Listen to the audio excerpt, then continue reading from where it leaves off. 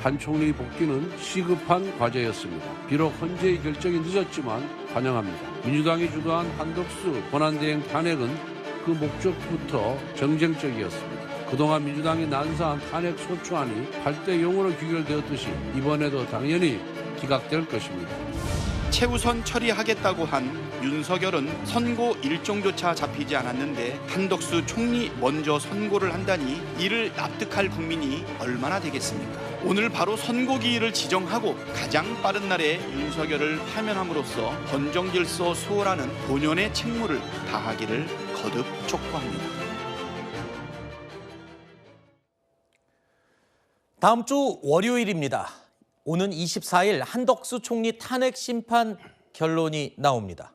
윤 대통령과 일부 탄핵 소추 사유가 겹치는 만큼 동시 선고할 가능성이 있지 않느냐라는 예상이 많이 나왔었는데요. 하지만 헌법재판소는 한덕수 총리 먼저 판단을 하기로 한 겁니다. 어떤 결론이든 윤 대통령 선고 이후에 있을 파장을 고려한 게 아니냐, 이런 추측도 나오고 있는데요. 헌법재판소가 탄핵 심판 사건을 이 월요일에 선고하기로 한 것도 이례적입니다. 법조계에서는 다음 주 후반에 윤석열 대통령 사건을 선고하기 위한 준비 아니냐, 이런 분석도 또 나오고 있습니다. 어찌 됐든 다음 주는요, 보시는 것처럼 대통령과 제1야당 대표의 정치적 운명이 결정될 수도 있는 선고가 나올 가능성이 높습니다. 그래서 이른바 사법 슈퍼위크가 되는 게 아니냐, 이런 예상들도 하고 있는데요. 여기서 가장 중요한 게 있습니다. 한덕수 총리 사건이 먼저 선고되면서 윤석열 대통령 탄핵 심판 결과를 짐작해 볼 수 있지 않겠느냐, 판단을 미리 예측할 수 있지 않겠느냐, 이런 분석들이 쏟아져 나오고 있습니다. 한덕수 총리 탄핵 사유 안에는 윤 대통령이 비상계엄을 선포할 때 이를 방조했다는 내용이 포함돼 있죠. 물론 한덕수 총리는 이 내용에 대해서 부인을 해왔습니다. 대통령님이 어떤 계획을 갖고 계신지 사전에 알지 못하였고 대통령이 다시 생각하시도록 최선을 다해 설득하였으며 군 동원에도 일체 관여한 사실이 없음을 다시 한번 분명히 말씀드리고 싶습니다. 현명한 판단을 내려주시기를 간곡히 당부드립니다. 한덕수 총리에 대한 사건에서도 비상계엄 관련 불법성을 다투고 있습니다. 헌재가 비상계엄의 위헌 또는 위법성을 판단을 해야 한다면 윤 대통령의 사건에서도 같은 판단을 유지할 가능성이 있지 않겠느냐, 이런 분석인 겁니다. 한덕수 총리 선고 결과로 윤 대통령의 탄핵 심판 결과를 예측해 볼 수 있다, 뭐 이런 주장들이 지금 나오고 있는 거죠. 예, 그런데 저는 개인적으로 약간 다르다고 보는 것이, 네. 한덕수 총리의 경우에는 물론 내란이라는 표현을 썼어요. 내란에 가담하거나 묵인방조했다라는 단어를 썼지만 거기는 형법상의 내란죄를 적용하지 않았단 말이죠. 그렇다면 비상계엄의 그 요건과 관련된 판단은 있을 수 있어도 내란 관련된 판단까지 나아가지 않죠. 왜냐하면 비상계엄 시에 이미 중요임무 종사를 염두에 둔 내란 관련된 모의가 있었다는 것을 한 번도 나온 적이 없어요. 네. 따라서 그 부분은 내란 관련된 그 사실관계에 대한 확정을 하지 않죠. 따라서 한덕수 총리에 대해서는 비상계엄이 이게 실체적 요건과 절차적 요건을 갖췄는지 여부에 대한 판단만 있을 뿐이지 내란과 관련된 사실관계 내지 법리 판단하지 않을 것이다. 아하. 따라서 저 부분은 대통령 관련돼 있지는 않고, 관련돼 있다 그러면 딱 그거 하나죠. 뭐냐면 비상계엄의 실체적 절차적 요건을 갖췄는지 여부, 네. 특히나 국무회의가 있었는지 여부, 이 두 가지 경우만 대통령과 겹치는 것이지 네. 나머지는 전혀 관련이 없다, 이렇게 네. 생각이 듭니다. 뭐 같은 맥락에서 이런 얘기도 있습니다. 한덕수 총리는 계엄을 막지 못하고 방조한 그런 혐의가 지금 적용이 되고 있는데, 만약에 기각이 된다면, 아니 막지 못한 사람이 기각이 됐는데 그럼 계엄한 사람에 대해서 똑같이 나오는 거는 말이 안 되지 않냐, 또 이런 의견도 많습니다. 논리적으로는 그런 접근도 가능한데 네. 실제 헌법재판소의 탄핵 심판에 대한 판단은 위헌 위법 여부와 파면에 이를 정도의 중대성이기 때문에요.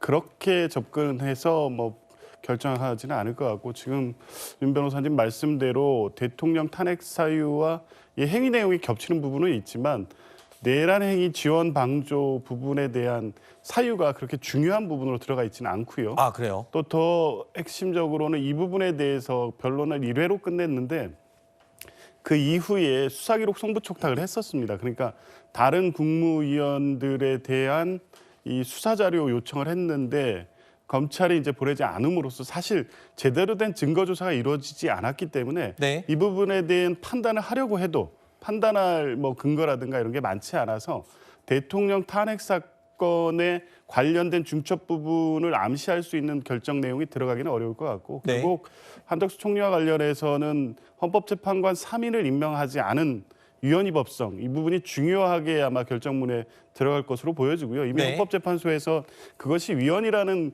결정과 판단이 있었기 때문에 그게 파면에 이를 정도의 사유에 해당되느냐 이 부분이 막판까지 아마 평의에서 주로 논의됐을 것 같고 그게 이제 어떤 방식으로 결정 날지가 중요하지 한덕수 총리의 결정을 가지고 이 윤석열 대통령의 선고 결정을 미리 뭐 예상하기는 쉽지는 않을 것 같습니다. 네.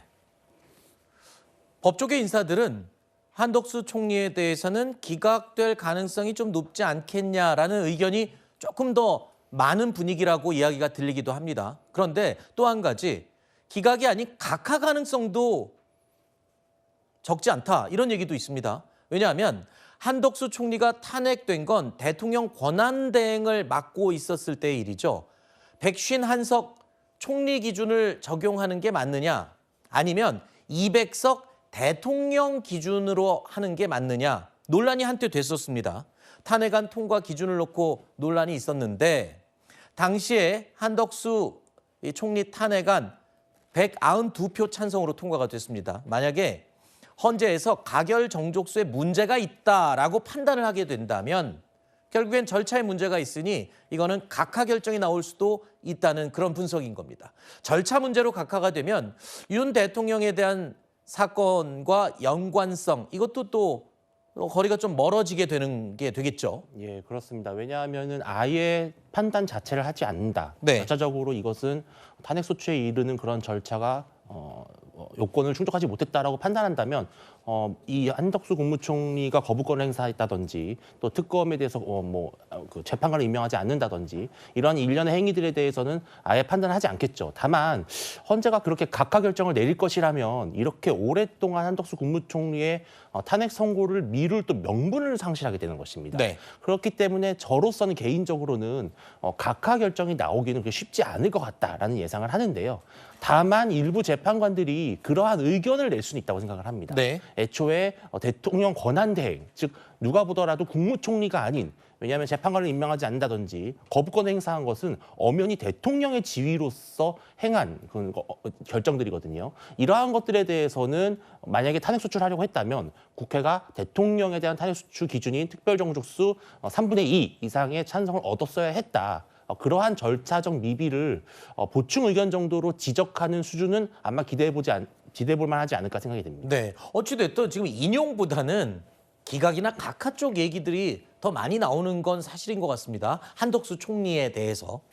근데 저는 만약에 정족수 문제를 문제 삼다고 하더라도 네. 지금 헌재가 그러면은 지금 한덕수 국무총리 같은 경우는 국무총리 시절에 잘못한 것과 권한대행 시절에 잘못한 것 두 가지가 섞여 있는 상황입니다. 네. 저는 만약에 헌재가 정족수가 문제 있었다고 판단을 한다면 뒤에 있었던 권한대행 시절의 문제에 대해서는 아예 판단을 하지 않고 정족수가 문제 있기 때문에 앞에 있는 이 내란 방조죄는 국무총리 때 했던 거잖아요. 그거에 대한 판단을 내릴 근거가 충분하기 때문에 저는 각하 가능성은 없다고 봅니다. 그렇기 때문에 앞에 있는 그 내란 방조 혐의에 대해서는 분명 판단을 내릴 것이고요. 네. 근데 그 결과가 어떻게 나오든 뭐 기각이든 인용이든 각하든 그것과 상관없이 어차피 이 한덕수 국무총리 탄핵 심판 과정에서 나온 한덕수 국무총리 발언들 이것 자체가 저는 윤석열 대통령의 탄핵 심판에 영향을 주고 있다고 생각합니다. 왜냐하면 한덕수 권한대행이 나는 동의하지도 않았다. 일단 정당성에 대해서 자지준 인정하지 않았다는 걸 말해준 것이고요. 네. 절차적 흠결이 있다고 생각했다. 역시나 윤석열 대통령의 계엄령 선포에 대한 절차적 문제도 인정을 해준 겁니다. 그렇기 네. 때문에